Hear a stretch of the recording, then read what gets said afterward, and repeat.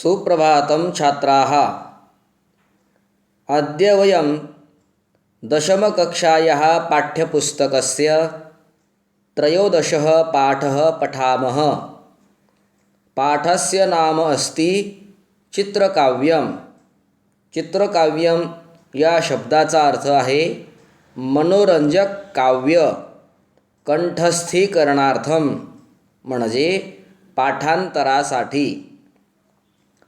सुभाषितम नाम सम्यक रूपेण भाषितम। सुभाषित म्हणजे योग्य रूपाने बोललेलं वचन। संस्कृत सुभाषितानि आदर्श जीवनस्य गुह्यम आख्यांती। संस्कृतातील सुभाषिते आदर्श जीवनाचे गुह्य प्रगट करून सांगतात। वैशिष्ट्यपूर्णानि सुभाषितानि संस्कृत भाषायाः सौंदर्यस्थानानि खलु। खरोखर वैशिष्ट्यपूर्ण अशी सुभाषिते संस्कृत भाषेचे सौंदर्याची ठिकाणं आहेत। बुद्धिविकासकानि सुभाषितानि नाम चित्रकाव्यानि। चित्रकाव्य म्हणजे काय तर बुद्धीचा विकास करणारी सुभाषिते म्हणजे चित्रकाव्ये।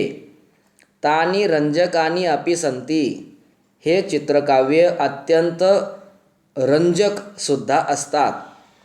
अस्मिन् चित्रकाव्ये अंतरालापः। या चित्रकाव्यामध्ये अंतरालापः म्हणजे काय प्रश्नातच लपलेली उत्तरे अशी रचना म्हणजे अंतरालापः। अन्योक्तिः म्हणजे वरवर पाहता एकाला उद्देशून असलेली पण खरे म्हणजे दुसऱ्याला उद्देशून असलेली उक्ती म्हणजे अन्योक्ती होय। यानंतर हास्योक्ती ज्यातून हास्य निर्माण होतं अशी बोललेली वचने सुभाषिते उक्त्या त्याला म्हणतात हास्योक्ती। कर्तृगुप्ता प्रहेलिका। कर्ता गुप्त अशी असणारी प्रहेलिका म्हणजे कोडे। समस्यापूर्तीही यामध्ये श्लोकाचा एक चरण दिलेला असतो आणि तो श्लोकात चपखलपणे बसवणे याला समस्यापूर्ती असे म्हणतात। हे सर्व काव्याचे प्रकार आहेत।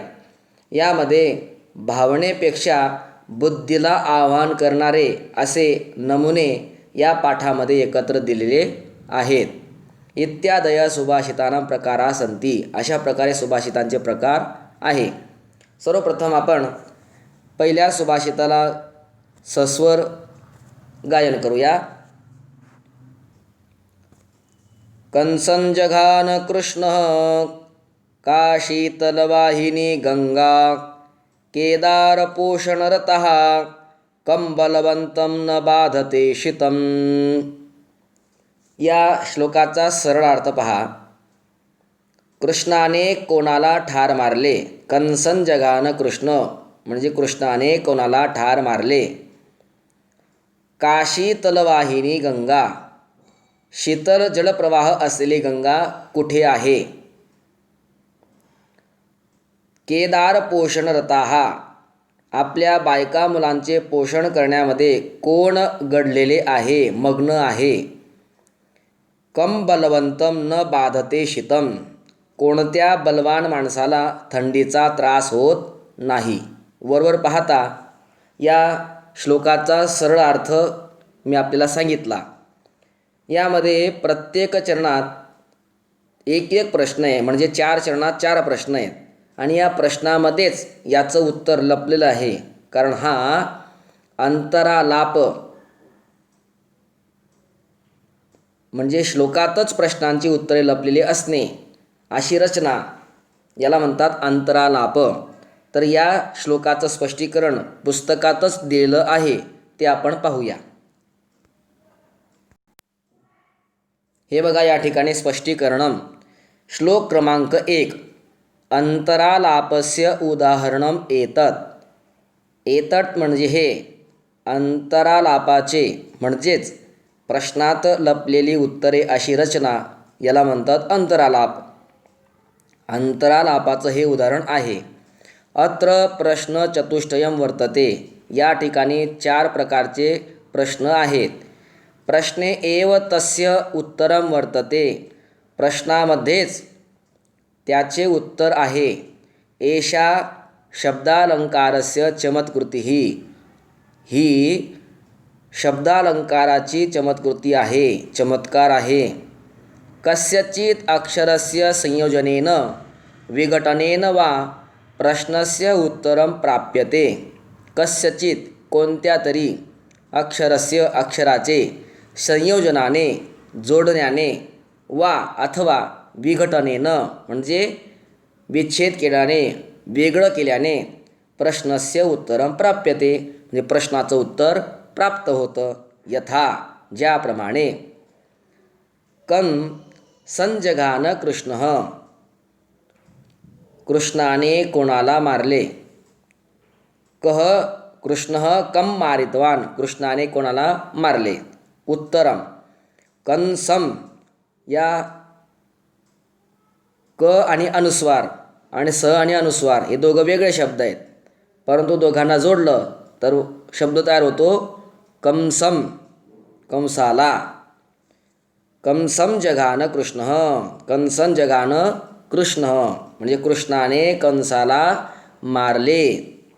पुढे बघा आता. का म्हणजे कुठे. शीतल वाहिनी गंगा. शीतल जलप्रवाह असलेली गंगा कुठे. तर का आणि शीतल वाहिनी या शब्दातील शी आणि का हे दोघं जोडले तर काशी शब्द तयार होतो. काशीला शीतल जलप्रवाह असलेली गंगा वाहते.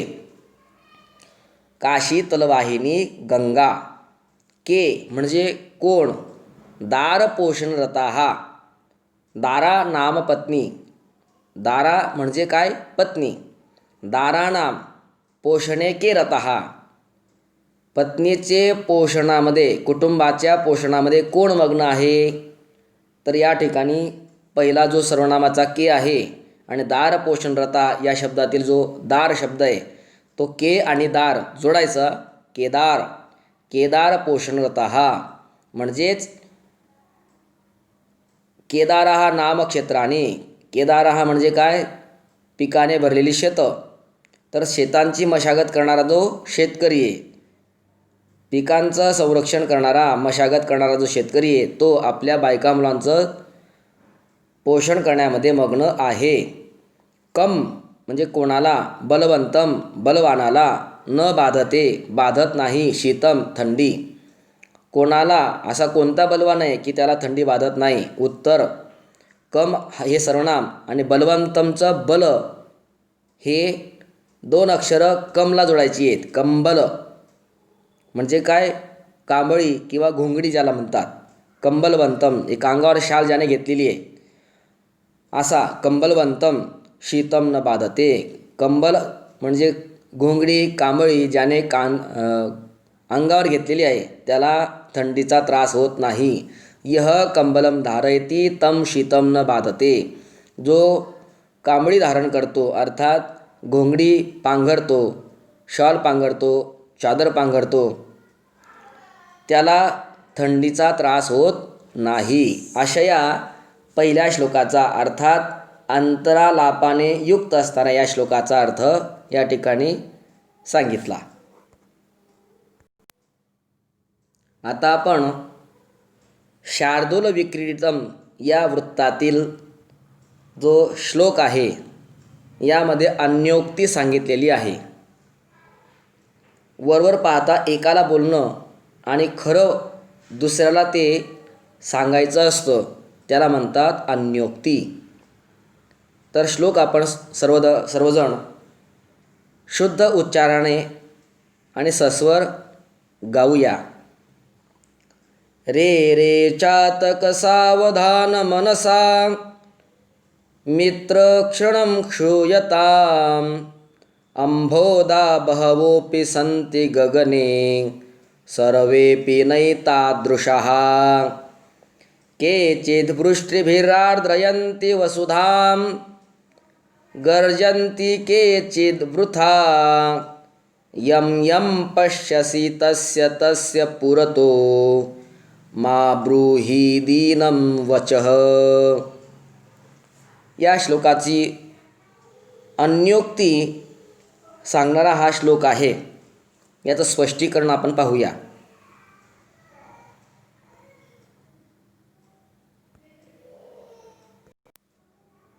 सर्वप्रथम या श्लोकाचा सरलार्थ पाहू.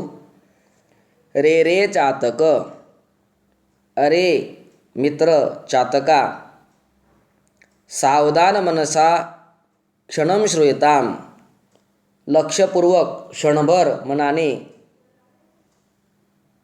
जरा ऐक. क्षणभर लक्षपूर्वक मनाने जरा ऐक. अरे मित्रा चातका, क्षणभर लक्षपूर्वक मनाने जरा ऐक. अंबोदाः बहवो अपि सन्ति गगने सर्वेपि नैतादृशाः. आकाशामध्ये पुष्कळ ढग असतात, सर्वच काही सारखे नसतात. सर्वेपि न एतादृशाः, सर्व काही सारखे नसतात. केचित् वृष्टिभिः आर्द्रयन्ति वसुधां गर्जन्ति केचित् वृथा. काही ढग पावसाने पृथ्वीला भिजवून टाकतात, तर काही उगीचच फक्त गर्जना मात्र करतात. म्हणून यम यम पश्यसी, ज्याला ज्याला तू पाहतोस, तस्य तस्य पुरतो, त्याच्या त्याच्या पुढे, मा ब्रूहि, बोलू नको, दीनं वचः, दीनवाणे वचन. म्हणून जो जो ढग तू पाहशील त्याच्या समोर दीनवाणे शब्द बोलू नको, त्याच्याकडे याचना करू नकोस. कारण सर्वच ढग काही पावसाने पृथ्वीला भिजवून टाकणारे नसतात, काही उगीचच गर्जना करणारे असतात. आता याचं स्पष्टीकरण पाहूया आपण. द्वितीय श्लोक. अन्योक्ती प्रकार काव्यप्रकारस्य उदाहरणम एतत्. हे अन्योक्ती काव्यप्रकाराचे उदाहरण आहे. चातकः पक्षी नवजलबिंदून एव पिबती. चातक नावाचा पक्षी नवजलबिंदून म्हणजे पावसाचे जे पाणी असते त्या नव्या पाण्याचे थेंबच तो पित असतो. एव पिबती, ते थेंबच केवळ पितो. एकदा पाऊस जमिनीवर पडला, थेंब जमिनीवर पडले की मग ते जमिनीवरचं पाणी तो चातक पक्षी पित नाही.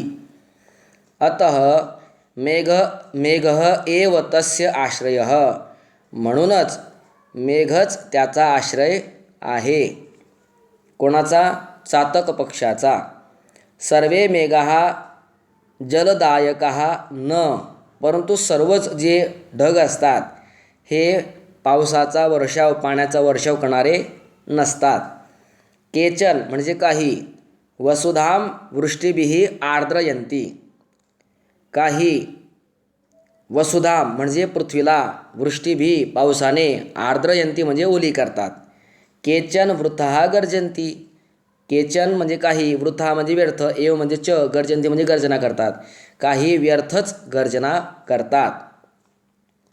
अत कवीही चातकम वदती. म्हणून कवी त्या चातकाला बोलतो. यम यम त्वं यम यम पश्यसी तस्य तस्य पुरतः दीनं वचः मा ब्रूहि. तू ज्याला ज्याला पाहतोस त्याच्या त्याच्या पुढे दीनवाणे वचन बोलू नकोस. चातक माध्यमेन, या चातकाच्या माध्यमाने, वस्तुतः वास्तविक, कवी दीनजनान उद्दिश्य वदती. दीन लोकांना उद्देशून बोलतात.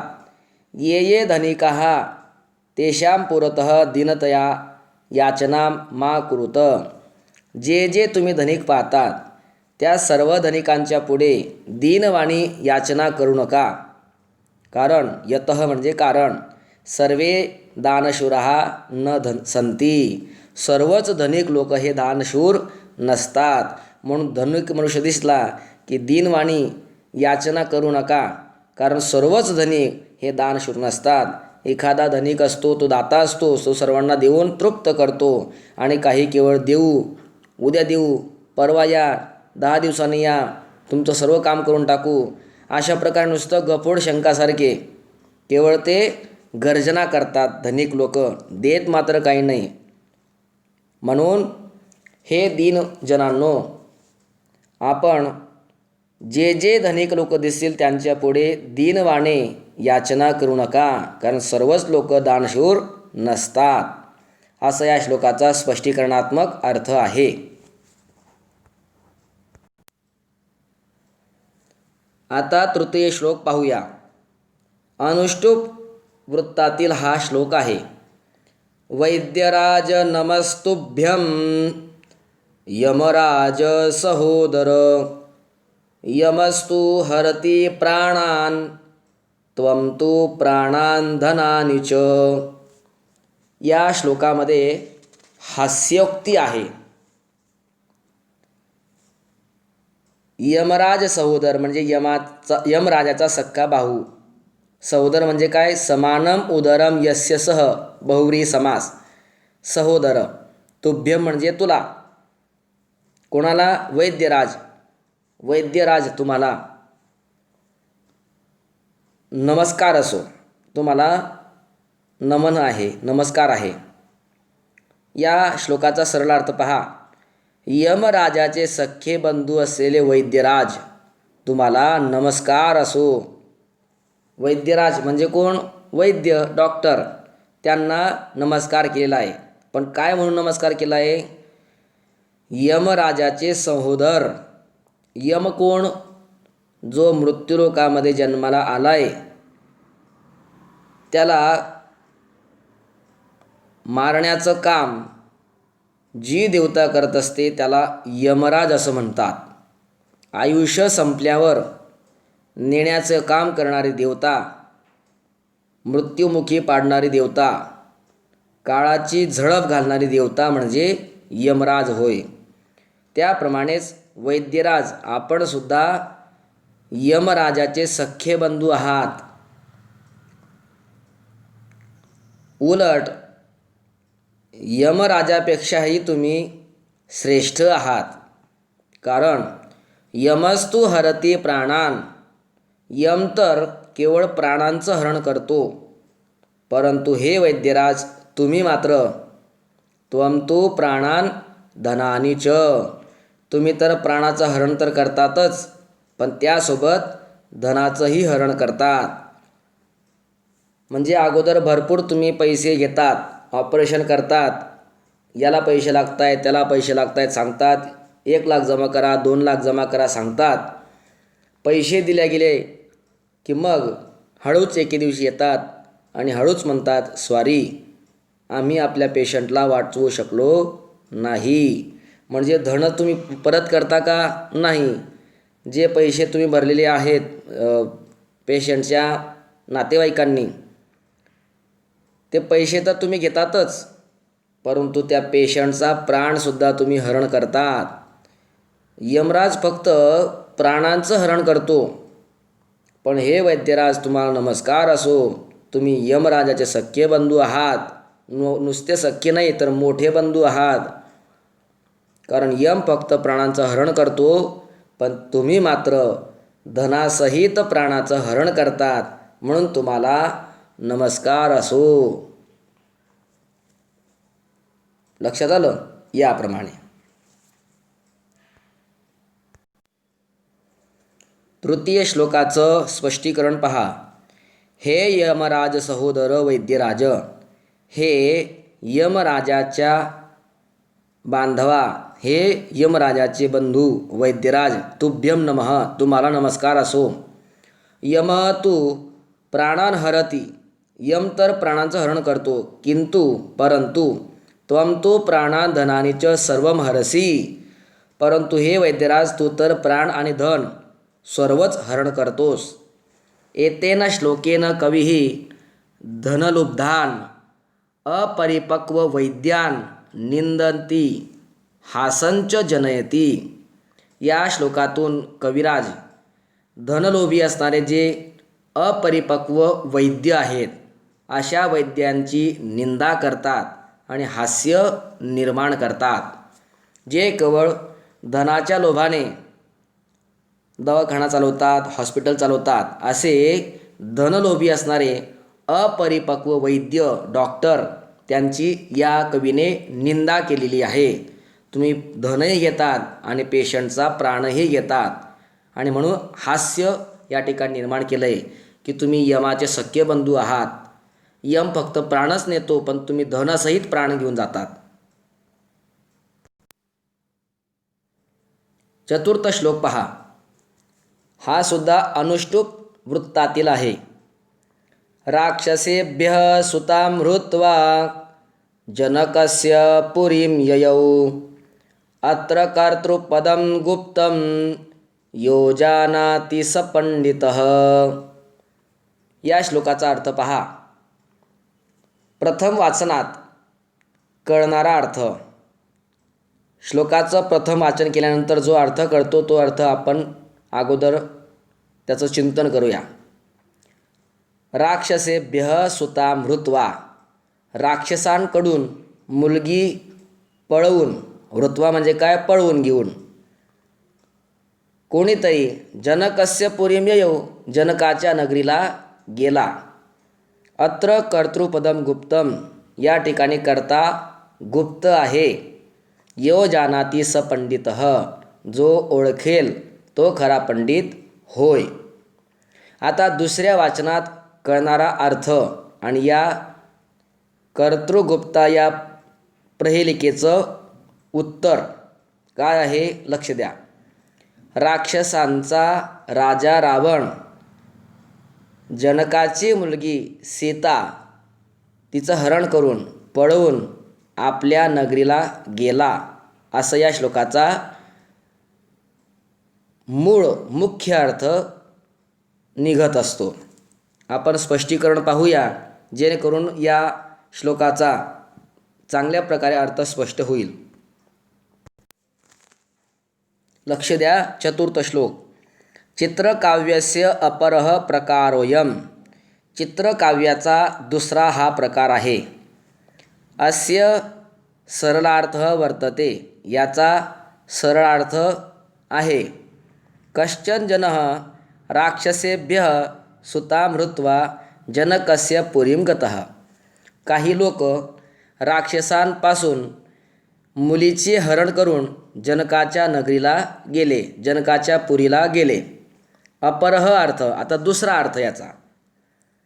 कश्चन जनः राक्षसेभ्यः जनकस्य सुतां हृत्वा पुरीं गतः.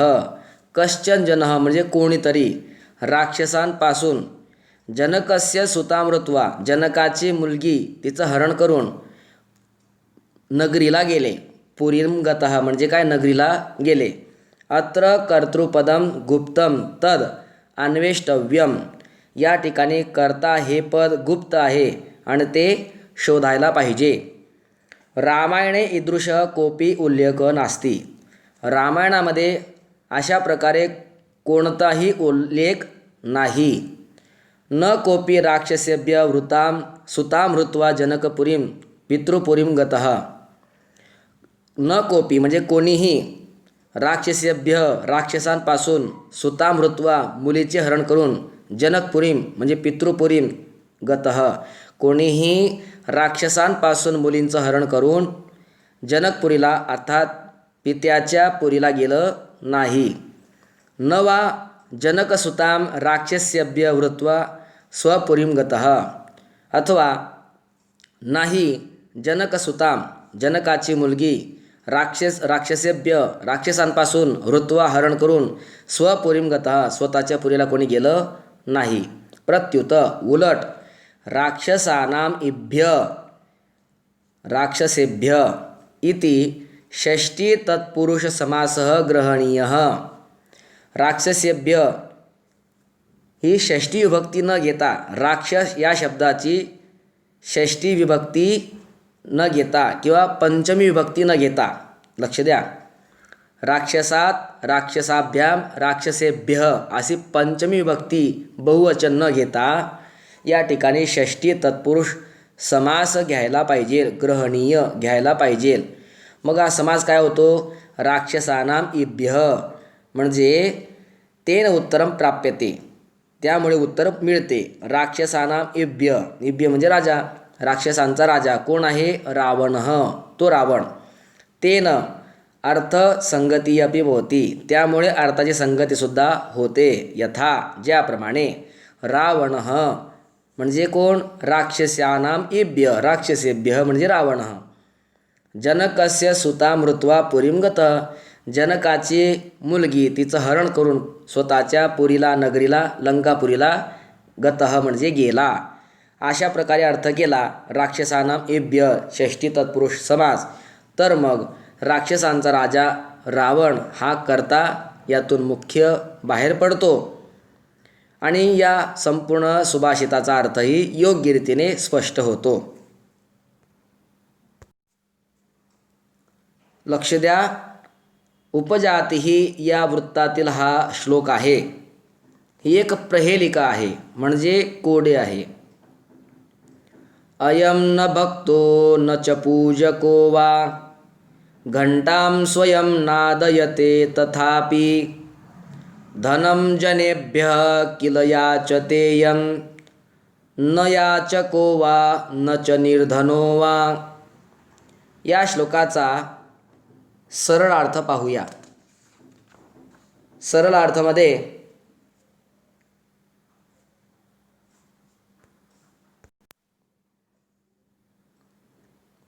अयम न भक्तो न च पूजको वा. अयम म्हणजे हा, न भक्तो म्हणजे भक्त नाही, च आणि न च पूजको आणि तो पुजारीसुद्धा नाही, तथापि तरीसुद्धा, स्वयं घंटां नादयते तरीसुद्धा तो स्वतः घंटा वाजवतो. भक्त नाही आणि पुजारीसुद्धा नाही तरीसुद्धा तो स्वतः घंटा वाजवतो. धनम जनेभ्य किल याचतेयम, अयम म्हणजे हा खरोखर लोकांकडून पैसे मागतो, परंतु न याचको वा न च निर्धनो वा, परंतु हा याचकही नाही आणि निर्धनसुद्धा नाही. हा भक्त नाही किंवा पूजक नाही तरी पण स्वतः घंटा वाजवतो. हा लोकांकडे पैसे मागतो पण हा याचकही नाही आणि गरीबही नाही. 5व्या क्रमांकाचा जो श्लोक आहे याचं स्पष्टीकरण पहा. एषः श्लोकः काव्यप्रवाहः इति काव्यसंग्रहात उद्धृतः. हा श्लोक काव्यप्रवाह या काव्यसंग्रहातून घेतलेला आहे. कवीही श्री सदाशिव त्र्यंबक रहातेकर या महोदयांनी काव्यसंग्रहाची निर्मिती केली. एतत् अपन्नुती अलंकारस्य उदाहरणम, हे अपन्नुती नावाचा जो अलंकार आहे त्या अलंकाराचे हे उदाहरण आहे. अयम जनः यद्यपि न भक्तः, हा मनुष्य जरी भक्त नाही, न पूजक आणि पुजारीही नाही, तथापि स्वयं घंटां नादयते तरीसुद्धा स्वतः घंटा वाजवतो. न सह न याचकः न वा निर्धनः, तो याचकसुद्धा नाही आहे, मागणारा म्हणजे याचक, वा अथवा निर्धनः न, तो गरीबसुद्धा नाही आहे, निर्धनसुद्धा नाही आहे, तथापि तरीसुद्धा जनेभ्यः धनम याचते, लोकांकडून पैसे मागतो. तरी वदत, तर सांगा, सह कह, तो कोण आहे? अस्य उत्तरम वर्तते,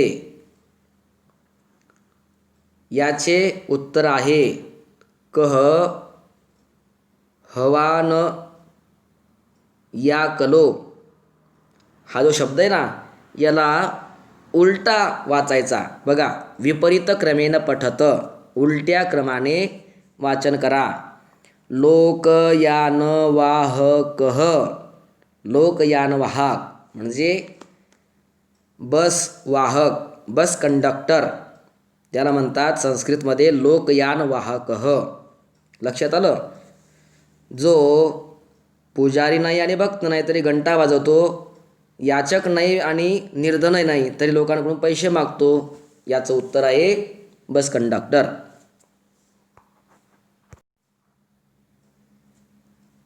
लक्ष द्या. 6व्या क्रमांकाचा श्लोक इंद्रव्रज्रा या वृत्तातील आहे. सर्वप्रथम आपण याचं गायन करूया.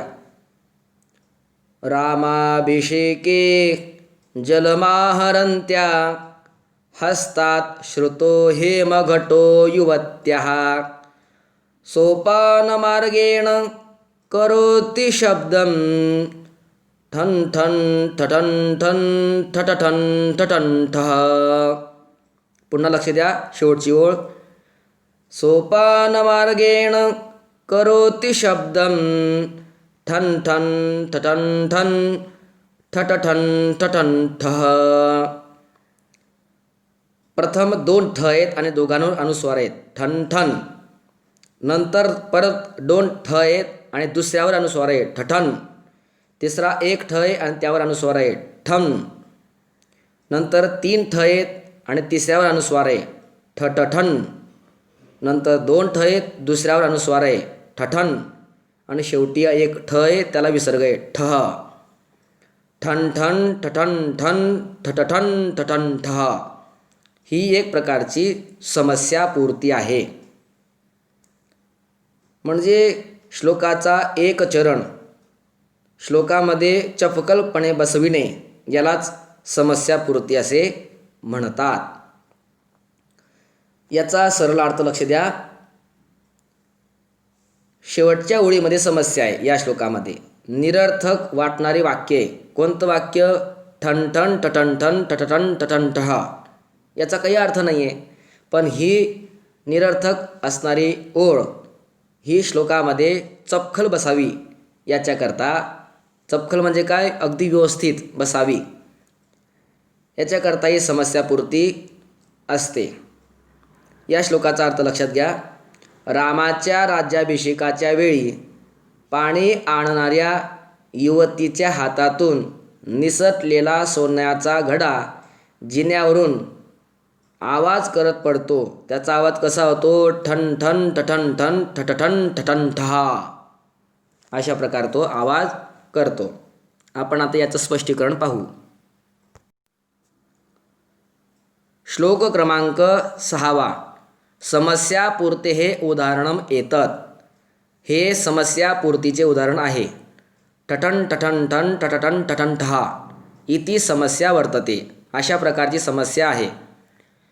रामस्य राज्याभिषेक समये. रामाच्या राज्याभिषेकाच्या वेळी काचित युवती कोणीतरी एक तरुणी सुवर्णघटेन जल आनयने मग्ना जलानयने मग्ना आसीत.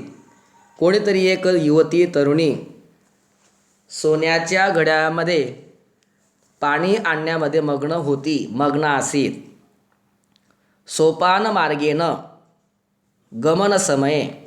सोपान मार्ग म्हणजे जिन्यावरून जात असताना तस्याः हस्तात तिच्या हातातून सुवर्णघटः पतितः सोन्याचा घडा पडला. तदा यह ध्वनिः अभवत. तेव्हा जो ध्वनी म्हणजे जो आवाज झाला स एव शब्दोयम तोच हा शब्द आहे. कोणता? ठन ठन ठठन ठन ठठठन ठठन ठहा. लक्षात आलं. आता अंतिम श्लोकाचं आपण गायन करूया. शार्दूल विक्रीडितम या वृत्तातील हा श्लोक आहे. भिक्षुः क्वास्ति बलेर्मखे पशुपतिः किं नास्त्यसौ गोकुले मुग्धे पन्नगभूषणः सखि सदा शेते च तस्योपरि आर्ये मुञ्च विषादमाशु कमले नाहं प्रकृत्याचला चेत्थं वै गिरिजा समुद्रसुतयोः संभाषणं पातु वः. या श्लोकाचा अर्थ लक्षात घ्या. सरळ अर्थ.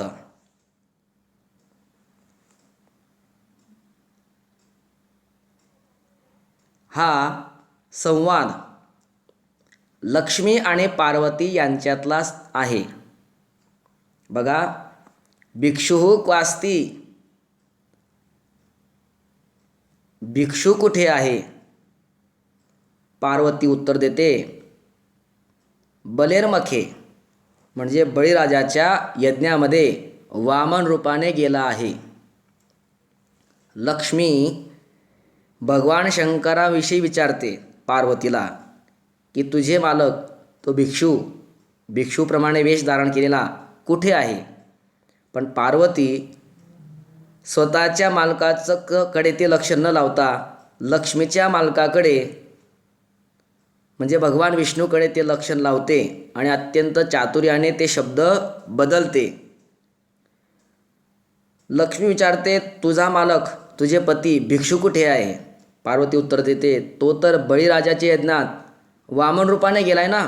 म्हणजे तुझे मालक बळीराजाच्या यज्ञामध्ये वामन रूप धारण करून याचना करण्याकरता भिक्षूप्रमाणे गेले होते भगवान विष्णू. पुढचं पहा, मुग्धे पन्नगभूषण. मग लक्ष्मी म्हणते अगं वेडे, पन्नगभूषण. पन्नगभूषण म्हणजे काय? पशुपती. सॉरी, वरचं बघूया. पशुपती किम, पशुपती कुठे आहे? मग पशुपती कुणाला म्हणतात? भगवान शंकराला. लक्ष्मी विचारते पार्वतीला पशुपती कुठे? पार्वतीने लगेच ते वाक्य बदल केलं. किम नास्त्यसौ गोकुले. हे काय, तो गोकुळात नाही का? म्हणजे गोकुळात भगवान विष्णूने कृष्णाचं रूप धारण केलं आणि पशूंचं पालन केलं, म्हणून भगवान कृष्णसुद्धा कोण झाले? पशुपती झाले. लक्ष्मी विचारते भगवान शंकर पशुपती कुठे आहेत? आणि पार्वती म्हणते भगवान विष्णू हेच कृष्ण रूपामध्ये गोकुळात अवतीर्ण झाले आणि त्याने पशूंचं गायींचं पालन केलं, म्हणून ते सुद्धा पशुपती आहेत, म्हणून ते गोकुळामध्ये नाही काय? पुढे बघा, मुग्धे पन्नगभूषण. लक्ष्मी म्हणते अगं वेडे, मुग्धे पन्नगभूषण. पन्नगभूषण म्हणजे काय? सर्प आहे ज्याचा अलंकार असा जो, त्याला म्हणतात पन्नगभूषण. कुठे आहे? कुत्र असती? पार्वती लगेच म्हणते सखे, हे मैत्रिणी, सदा शेतेच तस्योपरी. तो तर नेहमी त्याच्यावरच झोपलेला असतो ना. कोण? भगवान विष्णू. त्याला शेषशाही असं म्हणतात. लक्ष्मी माता विचारते पार्वतीला की पन्नग म्हणजे सर्प हे ज्याचं भूषण आहे, असा तुझा मालक कुठे आहे? म्हणजे गळ्यामध्ये सर्प धारण करणारा जो भगवान शंकर कुठे आहे?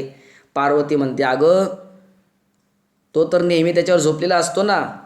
आणि तू काय विचारते? म्हणजे भगवान विष्णू नेहमी त्या शेषावर झोपलेला असतो, म्हणून शेषशाही असणारा जो भगवान विष्णू तो त्याच्यावर शयन करतो. म्हणजे जे लक्षणं भगवान शंकराविषयी लक्ष्मी माता बोलते तेच लक्षणं पार्वती माता चातुर्याने भगवान विष्णूचे ठरवते आहे. पुढे बघा, आर्ये मुंच विषाद माशु कमले नाहम प्रकृत्या चला. लक्ष्मी, बाई ग, विषाद टाकून दे. विषादम आशु, विषाद टाकून दे. विषाद शब्दाचा अर्थ बघा, विष, अद म्हणजे खाणे, विष म्हणजे जहर, विष. दुःख, हलाहल विष प्राशन करणारा शंकर. आशु, मुंच, त्याला लवकर सोडून दे. मुंच शब्दाचा अर्थ आहे सोडणे. म्हणजे लक्ष्मी सांगते पार्वती माताला की ज्याने विषाचं अदन केलं. अदन म्हणजे काय? खाणे. ज्याने विष खाल्लंय, विष जो प्यालेला आहे, असा विष भक्षण करणारा महादेव नीलकंठ. आशु मुंच, त्याला सोडून दे. तर लक्ष द्या, आता या प्रश्नाचं उत्तर पार्वती माता कशी फिरवते. कमले नाहम प्रकृत्या चला. हे कमले, कमल हेच जिचं वाहन आहे, म्हणून ती कमलावर आसन होणारी कमला म्हणजेच लक्ष्मी. नाहम, मी नाही. प्रकृत्या, स्वभावाने. चंचला म्हणजे चला म्हणजे चंचला. हे लक्ष्मी, हे कमले, मी काही स्वभावाने चंचल नाही, त्यामुळे मी काही माझ्या मालकाला सोडू शकत नाही. चेत्थम वै गिरिजा समुद्रसुतयो संभाषणं पातु वः. अशा प्रकारे गिरिजा, गिरी म्हणजे काय? समुद्र. आणि गिरिजा म्हणजे काय? समुद्राची मुलगी. गिरीपासून जन्माला आलेली, जन जायते, जन्माला येणे, गिरीपासून जन्माला आलेली तिचं नाव गिरिजा. आणि समुद्रसुता, समुद्राची मुलगी लक्ष्मी. लक्ष्मी कुठून प्रगट झाली? समुद्रातून. कारण 14 रत्न निघाली ना.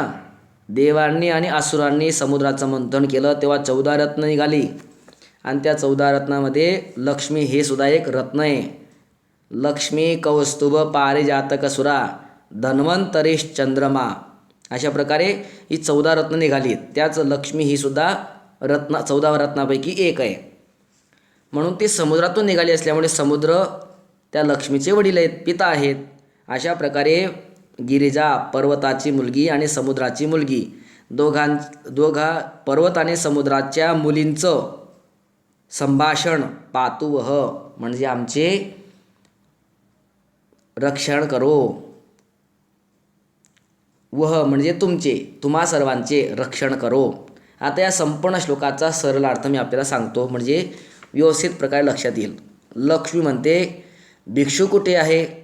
पार्वती म्हणते तो तर बळीराजाच्या यज्ञात वामन रूपाने गेलाय ना, आणि मला तो विचारते भिक्षू कुठे? लक्ष्मी म्हणते अगं पशुपती कुठे आहे? पार्वती म्हणते हे काय, तो गोकुळात नाही का पशुपती? लक्ष्मी म्हणते अगं वेडे, मी पन्नगभूषण सर्पालंकार घालणारा तो कुठे? सर्पाचा अलंकार करणारा. मग पार्वती म्हणते अगं सखी मैत्रिणी, तो तर नेहमी त्याच्यावर झोपलेला असतो ना, तू काय विचारते पन्नगभूषण कुठे असं? लक्ष्मी म्हणते बाई ग, विषाद म्हणजे दुःख हलाहल विषप्राशन करणारा शंकर, त्याला तू सोडून दे ताबडतोब.